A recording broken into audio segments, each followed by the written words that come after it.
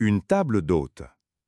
Le 9 octobre de l'année 1799, par une belle journée de cet automne méridional qui fait, aux deux extrémités de la Provence, mûrir les oranges d'Hyères et les raisins de Saint-Péret, une calèche attelée de 3 chevaux de poste traversait à fond de train le pont jeté sur la Durance entre Cavaillon et Châteaurenard, se dirigeant sur Avignon, l'ancienne ville papale qu'un décret du 25 mai 1791 avait, 8 ans auparavant, réunie à la France, réunion confirmée par le traité signé en 1797 à Tolentino entre le général Bonaparte et le pape Pie VI.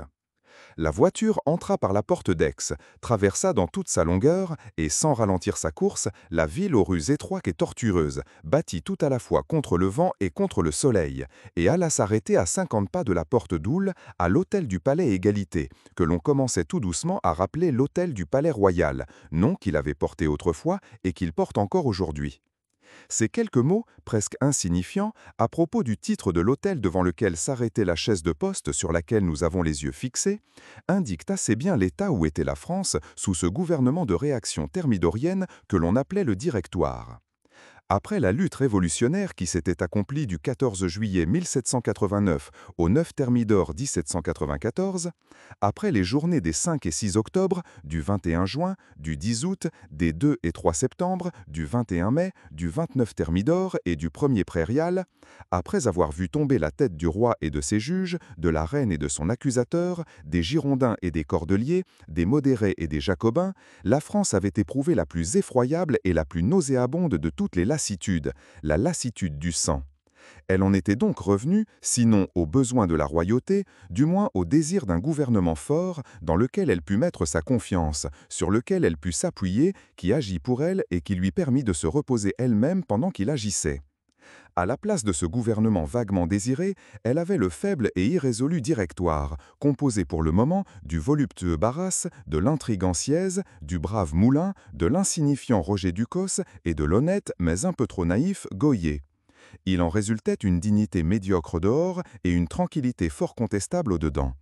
Il est vrai qu'au moment où nous en sommes arrivés, nos armées, si glorieuses pendant les campagnes épiques de 1796 et 1797, un instant refoulées vers la France par l'incapacité de Scherer à Vérone et à Cassano, et par la défaite et la mort de Joubert à Novi, commencent à reprendre l'offensive. Moreau a battu Souvarov à Bassignano, Brune a battu le duc d'York et le général Hermann à Bergen, Masséna a anéanti les Austro-Russes à Zurich, Korsakov s'est sauvé à Grand-Peine et l'Autrichien Hotz ainsi que 3 autres généraux ont été tués et 5 faits prisonniers. Masséna a sauvé la France à Zurich, comme, 90 ans auparavant, Villars l'avait sauvé à Denain. Mais, à l'intérieur, les affaires n'étaient point en si bon état, et le gouvernement directorial était, il faut le dire, fort embarrassé entre la guerre de la Vendée et les brigandages du Midi, auxquels, selon son habitude, la population avignonnaise était loin de rester étrangère.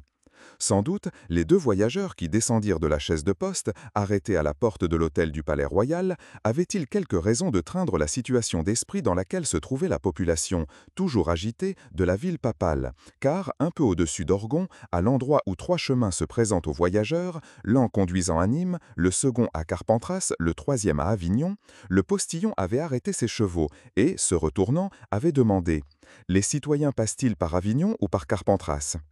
Laquelle des 2 routes est la plus courte avait demandé d'une voix brève et stridente l'aîné des 2 voyageurs, qui, quoique visiblement plus vieux de quelques mois, était à peine âgé de 30 ans. « Oh, la route d'Avignon, citoyen, d'une bonne lieue et demie au moins. » Alors, avait-il répondu, « Suivons la route d'Avignon. » Et la voiture avait repris un galop qui annonçait que les citoyens voyageurs, comme les appelait le postillon, quoique la qualification de monsieur commençait à rentrer dans la conversation, payaient au moins 30 sous de guide. Ce même désir de ne pas perdre de temps se manifesta à l'entrée de l'hôtel. Ce fut toujours le plus âgé des 2 voyageurs qui, là comme sur la route, prit la parole. Il demanda si l'on pouvait dîner promptement, et la forme dont était faite la demande indiquait qu'il était prêt à passer sur bien des exigences gastronomiques pourvu que le repas demandé fût promptement servi. « Citoyen, répondit l'hôte, qui, au bruit de la voiture, était accouru, la serviette à la main, au-devant des voyageurs, vous serez rapidement et convenablement servi dans votre chambre. Mais si je me permettais de vous donner un conseil. » Il hésita. « Oh, donnez, donnez, dit le plus jeune des 2 voyageurs, prenant la parole pour la première fois. Eh bien, ce serait de dîner tout simplement à table d'hôte, comme fait en ce moment le voyageur qui est attendu par cette voiture tout attelée. Le dîner y est excellent et tout servi. L'hôte, en même temps, montrait une voiture organisée de la façon la plus confortable et attelée, en effet, de 2 chevaux qui frappaient du pied, tandis que le postillon prenait patience en vidant, sur le bord de la fenêtre, une bouteille de vin de Cahors. Le premier mouvement de celui à qui cette offre était faite fut négatif. Cependant, après une seconde de réflexion, le plus âgé des 2 voyageurs, comme s'il fût revenu sur sa détermination première, fit un signe interrogateur à son compagnon. Celui-ci répondit d'un regard qui signifiait « Vous savez bien que je suis à vos ordres ». Eh bien soit, dit celui qui paraissait chargé de prendre l'initiative, nous dînerons à table d'hôte.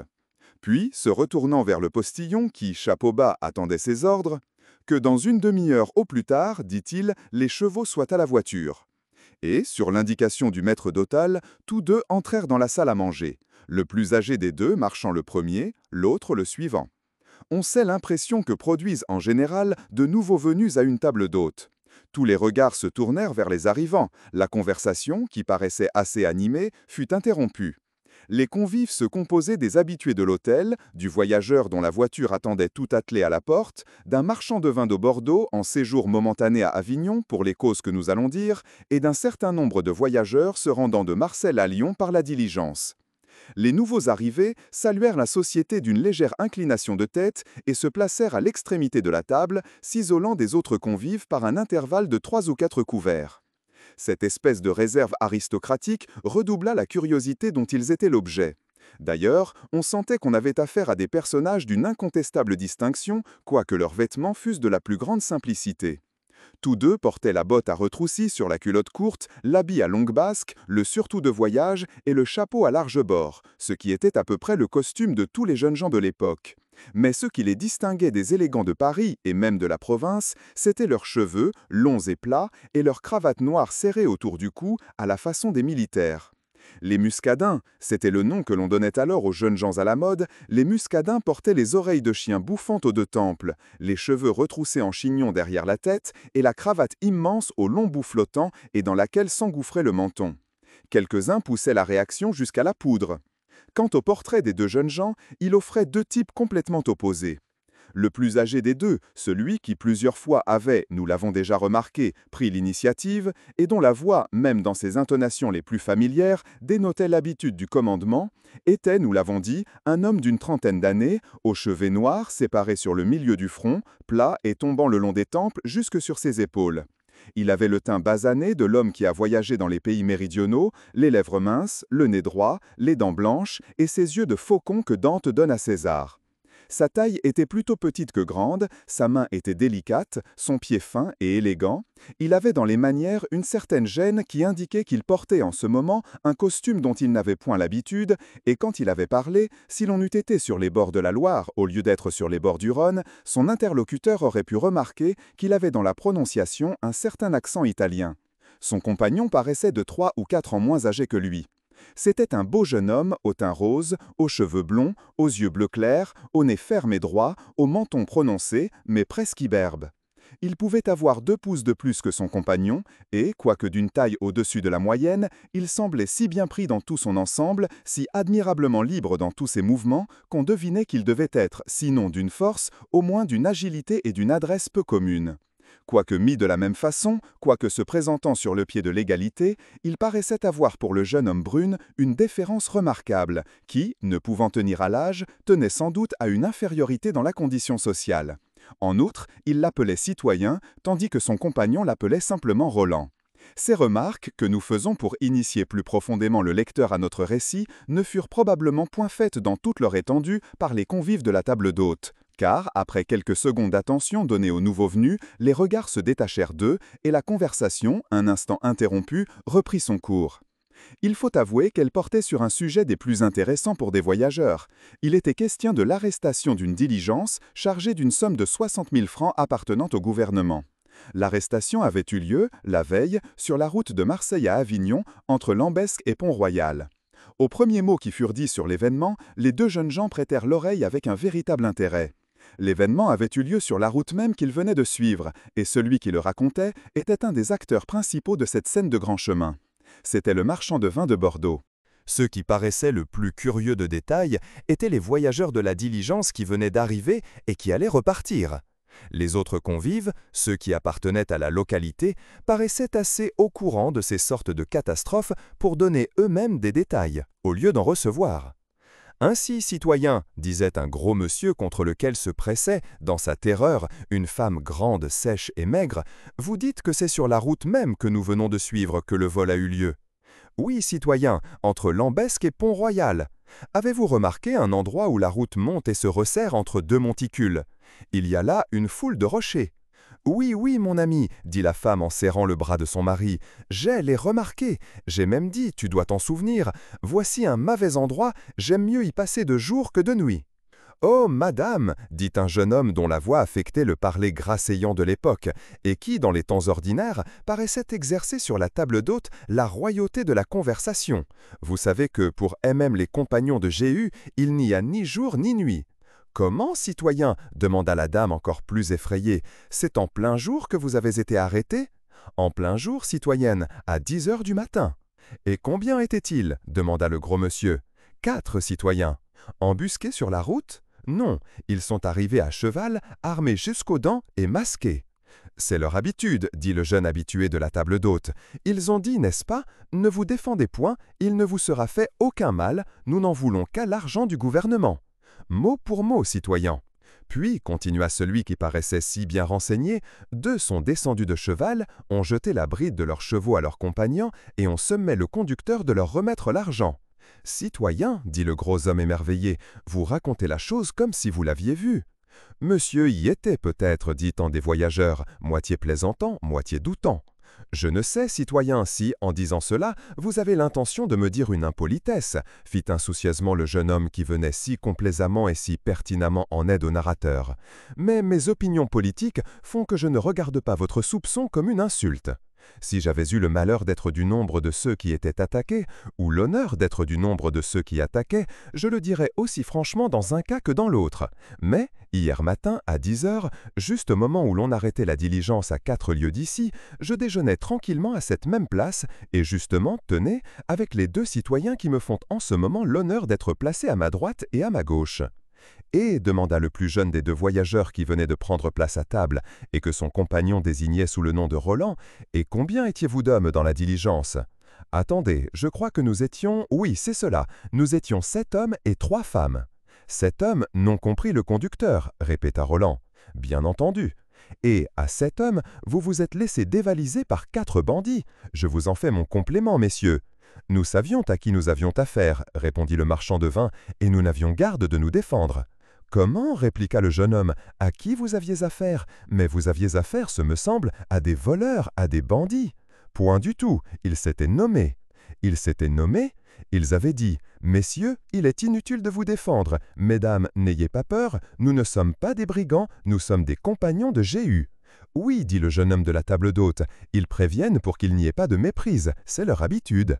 Ah, ça, dit Roland, qu'est-ce que c'est donc que ce Jéhu qui a des compagnons si polis? Est-ce leur capitaine? Monsieur, dit un homme dont le costume avait quelque chose d'un prêtre sécularisé et qui paraissait, lui aussi, non seulement un habitué de la table d'hôte, mais encore un initié au mystère de l'honorable corporation dont on était en train de discuter les mérites, si vous étiez plus versé que vous ne paraissez l'être dans la lecture des Écritures saintes, vous sauriez qu'il y a quelque chose comme 2600 ans que ce Jéhu est mort, et que par conséquent, il ne peut arrêter, à l'heure qu'il est, les diligences sur les grandes routes. Monsieur l'abbé, répondit Roland qui avait reconnu l'homme des grises, comme, malgré le ton agrelé avec lequel vous parlez, vous paraissez fort instruit, permettez à un pauvre ignorant de vous demander quelques détails sur ce Jéhu mort il y a 2600 ans, et qui, cependant, a l'honneur d'avoir des compagnons qui portent son nom. Jéhu, répondit l'homme d'église du même ton vinaigré, était un roi d'Israël, sacré par Élisée, sous la condition de punir les crimes de la maison d'Achab et de Jézabel, et de mettre à mort tous les prêtres de Baal. Monsieur l'abbé, répliqua en riant le jeune homme, je vous remercie de l'explication. Je ne doute point qu'elle ne soit exacte, et surtout très savante. Seulement, je vous avoue qu'elle ne m'apprend pas grand-chose. Comment, citoyen, dit l'habitué de la table d'hôte, vous ne comprenez pas que Jéhu, c'est Sa Majesté Louis XVIII, sacré sous la condition de punir les crimes de la Révolution et de mettre à mort les prêtres de Baal, c'est-à-dire tous ceux qui ont pris une part quelconque à cet abominable état de choses que depuis 7 ans on appelle la République. Oui, da, fit le jeune homme, si fait, je comprends. Mais parmi ceux que les compagnons de Jéhu sont chargés de combattre, comptez-vous les braves soldats qui ont repoussé l'étranger des frontières de France, et les illustres généraux qui ont commandé les armées du Tyrol, de Sambre-et-Meuse et d'Italie. Mais sans doute, ceux-là les premiers et avant tout. Les yeux du jeune homme lancèrent un éclair, sa narine se dilata, ses lèvres se serrèrent, il se souleva sur sa chaise, mais son compagnon le tira par son habit et le fit rasseoir, tandis que, d'un seul regard, il lui imposa silence. Puis, celui qui venait de donner cette preuve de sa puissance, prenant la parole pour la première fois, « Citoyen, dit-il, s'adressant au jeune homme de la table d'hôte, excusez 2 voyageurs qui arrivent du bout du monde, comme qui dirait de l'Amérique ou de l'Inde, qui ont quitté la France depuis 2 ans, qui ignorent complètement ce qui s'y passe et qui sont désireux de s'instruire. » « Mais comment donc ?» répondit celui à qui ces paroles étaient adressées. « C'est trop juste, citoyen. Interrogez et l'on vous répondra. » Eh bien, continua le jeune homme brun à l'œil d'aigle, aux cheveux noirs et plats, au teint granitique, maintenant que je sais ce que c'est Jéhu et dans quel but sa compagnie est instituée, je voudrais savoir ce que ses compagnons font de l'argent qu'ils prennent. Oh mon Dieu, c'est bien simple, citoyen, vous savez qu'il est fort question de la restauration de la monarchie bourbonienne. Non, je ne le savais pas, répondit le jeune homme brun d'un ton qu'il essayait inutilement de rendre naïf. J'arrive, comme je vous l'ai dit, du bout du monde. Comment? Vous ne saviez pas cela? Eh bien, dans 6 mois, ce sera un fait accompli. Vraiment? C'est comme j'ai l'honneur de vous le dire, citoyen. Les 2 jeunes gens à la tournure militaire échangèrent entre eux un regard et un sourire, quoique le jeune blond parût sous le poids d'une vive impatience. Leur interlocuteur continua. Lyon est le quartier général de la conspiration, si toutefois on peut appeler conspiration un complot qui s'organise au grand jour. Le nom de gouvernement provisoire conviendrait mieux. Eh bien, citoyen, dit le jeune homme brun avec une politesse qui n'était point exempte de raillerie, disons gouvernement provisoire. Ce gouvernement provisoire a son état-major et ses armées. Bah, son état-major, peut-être, mais ses armées. Ces armées, je le répète. Où sont-elles? Il y en a une qui s'organise dans les montagnes d'Auvergne, sous les ordres de M. de Chardon, une autre dans les montagnes du Jura, sous les ordres de M. Tessonnet, enfin une 3e qui fonctionne, et même assez agréablement à cette heure, dans la Vendée, sous les ordres d'Escarboville, d'Achille Leblond et de Cadoudal. En vérité, citoyen, vous me rendez un véritable service en m'apprenant toutes ces nouvelles. Je croyais les Bourbons complètement résignés à l'exil. Je croyais la police faite de manière qu'il n'existait ni comité provisoire royaliste dans les grandes villes, ni bandits sur les grandes routes. Enfin, je croyais la Vendée complètement pacifiée par le général Hoche. Le jeune homme auquel s'adressait cette réponse éclata de rire. « Mais d'où venez-vous » s'écria-t-il. « D'où venez-vous » ? Je vous l'ai dit, citoyen, du bout du monde. On le voit. Puis, continuant, « Eh bien, vous comprenez, dit-il, les Bourbons ne sont pas riches. Les émigrés dont on a vendu les biens sont ruinés. Il est impossible d'organiser 2 armées et d'en entretenir une 3e sans argent. On était embarrassé. Il n'y avait que la République qui puisse solder ses ennemis. Or, il n'était pas probable qu'elle s'y décidât de gré à gré. Alors, sans essayer avec elle cette négociation scabreuse, on jugea qu'il était plus court de lui prendre son argent que de le lui demander. Ah, je comprends enfin. C'est bien heureux. Les compagnons de Jéhu sont les intermédiaires entre la République et la contre-révolution, les percepteurs des généraux royalistes. Oui, ce n'est plus un vol, c'est une opération militaire, un fait d'armes comme un autre. Justement, citoyen, vous y êtes, et vous voilà sur ce point maintenant aussi savant que nous. Mais, glissa timidement le marchand de vin de Bordeaux, si, messieurs les compagnons de Jéhu, remarquez que j'en ai dit aucun mal, si, messieurs les compagnons de Jéhu n'en veulent qu'à l'argent du gouvernement. À l'argent du gouvernement, pas à d'autres, il est sans exemple qu'ils aient dévalisé un particulier. Sans exemple. Sans exemple. Comment se fait-il alors que, hier, avec l'argent du gouvernement, ils aient emporté un groupe de 200 louis qui m'appartenait? Mon cher monsieur, répondit le jeune homme de la table d'hôte, je vous ai déjà dit qu'il y avait là quelques rares, et qu'aussi vrai que je m'appelle Alfred de Barjols, cet argent vous sera rendu un jour ou l'autre. Le marchand de vin poussa un soupir et secoua la tête en homme qui, malgré l'assurance qu'on lui donne, conserve encore quelques doutes. Mais, en ce moment, comme si l'engagement pris par le jeune noble qui venait de révéler sa condition sociale en disant son nom avait éveillé la délicatesse de ceux pour lesquels il se portait garant, un cheval s'arrêta à la porte, on entendit des pas dans le corridor, la porte de la salle à manger s'ouvrit et un homme masqué et armé jusqu'aux dents parut sur le seuil. « Messieurs, dit-il au milieu du profond silence causé par son apparition, il y a-t-il parmi vous un voyageur nommé Jean Picot qui se trouvait hier dans la diligence qui a été arrêtée entre Lambesc et Pont-Royal ?» « Oui, dit le marchand de vin tout étonné. « C'est vous » demanda l'homme masqué. « C'est moi. Ne vous a-t-il rien été pris ?»« Si fait, il m'a été pris un groupe de 200 louis que j'avais confié au conducteur. »« Et je dois même dire, ajouta le jeune noble, qu'à l'instant même, monsieur en parlait et le regardait comme perdu. »« Monsieur avait tort, dit l'inconnu masqué. Nous faisons la guerre au gouvernement et non aux particuliers. Nous sommes des partisans et non des voleurs. Voici vos 200 louis, monsieur, et si pareille erreur arrivait à l'avenir, réclamez et recommandez-vous du nom de Morgan. » À ces mots, l'homme masqué déposa un sac d'or à la droite du marchand de vin, salua courtoisement les convives de la table d'hôte et sortit, laissant les uns dans la terreur et les autres dans la stupéfaction d'une pareille hardiesse.